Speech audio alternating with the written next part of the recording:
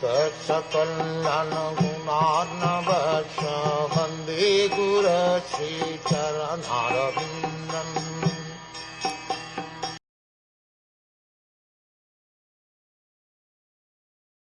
Among the living entities who have developed sense perception, those who have developed the sense of taste are better than those who have developed only the sense of touch.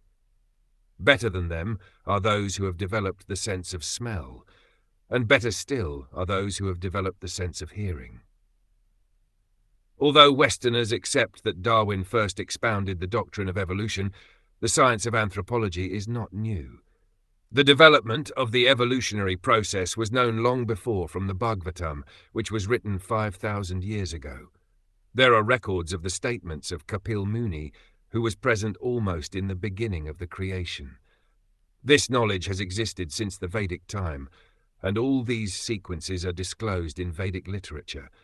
The theory of gradual evolution or anthropology is not new to the Vedas. It is said here that amongst the trees there are also evolutionary processes. The different kinds of trees have touch perception. It is said that better than the trees are the fish, because fish have developed the sense of taste. Better than the fish are the bees, who have developed the sense of smell, and better than them are the serpents, because serpents have developed the sense of hearing. In the darkness of night, a snake can find its eatables simply by hearing the frog's very pleasant cry.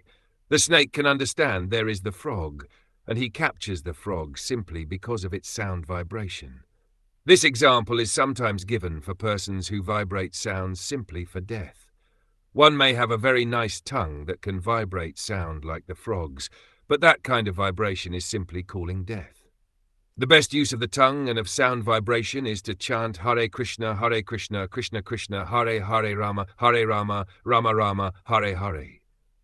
That will protect one from the hands of cruel death.